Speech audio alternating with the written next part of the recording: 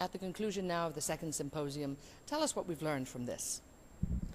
Well, I think we learned a lot of things in this important event. We learned definitely that CCS is something we really need for the future, since we will have a world where fossil fuels will still dominate the energy mix for decades to come. And if you want to mitigate climate change, we need CCS as one of the key technologies to make fossil fuels more environmentally sustainable. That's number one. Number two, that CCS is making encouraging progress. However, there are still really important barriers to overcome. And we've talked a lot about how to overcome those barriers, what they are, etc. So just give us a feel for what those barriers are, because you've really picked out three main barriers that everybody has to address. Well, the first one definitely is cost. I mean, CCS is still very, very costly, so we need to drive down the cost significantly by research and development, more technological progress, by learning by doing in the CCS projects that are already there around the world, demonstration projects. So that's definitely number one. Number two is we need to address the regulatory framework.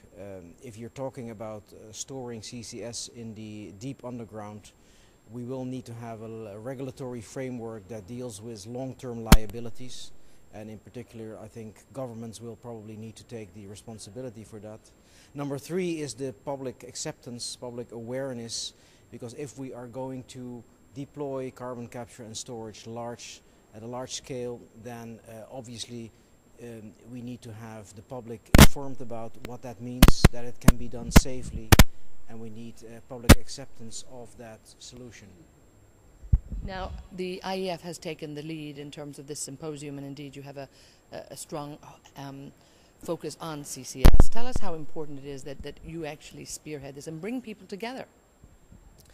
The reason why we think it is so important is that it is a global problem. It is a problem that is key for both producing countries, oil and gas producing countries, and consuming countries, developed countries and developing countries. And we as the IEF are uniquely placed because we have that global coverage, because we have both producing and consuming countries, developed and developing countries active in the framework of the IEF. So we are sort of good place to bring those parties all together and to discuss what common solutions can be found. And definitely for the future, it's very important that also producing and oil and gas producing countries will remain on board in this discussion, which they haven't been very much in the past. Now, of course, one of those producing countries being Algeria here, so it must be very encouraging that one of the biggest projects in the world right now is actually happening in Algeria.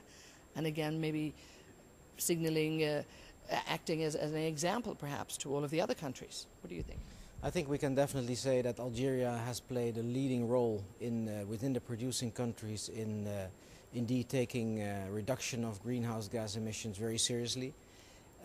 And not only by talking about it, but also by acting and by indeed putting together this Insala project, which is one of the few large-scale CCS projects around the world, demonstration projects, and which is very important for all of us to learn the lessons of how it can operate in practice. So definitely I think that we can say that Algeria played a leading role. Of course, there are more producing countries now jumping on the bandwagon. We have the UAE, which is starting to develop interesting project. We have Saudi Arabia starting also to develop CCS projects in combination with enhanced oil recovery.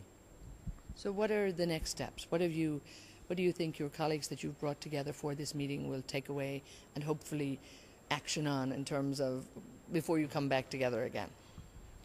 Well, I mean, definitely the next step is everybody's looking at the follow-up to Copenhagen, which is COP16 at the end of the year in Mexico, Cancun, where hopefully parties will reach some kind of an agreement about also the role that CCS can play.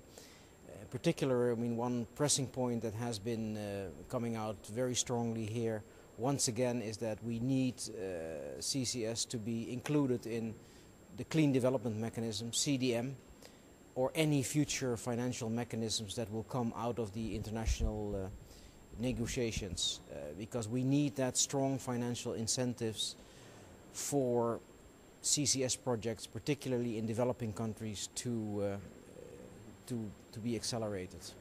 And of course, you'll be there waving the IEF flag and making sure that your voice is heard at an event like this. It's important that you talk to people and lobby people probably in advance as well. Well, we will do what we can indeed to put that message out, and I'm sure that our joint venture partner here, the Global CCS Institute from Australia, which is a very important partner as well, will do the same. So definitely, yes, we'll try our best to get that message out.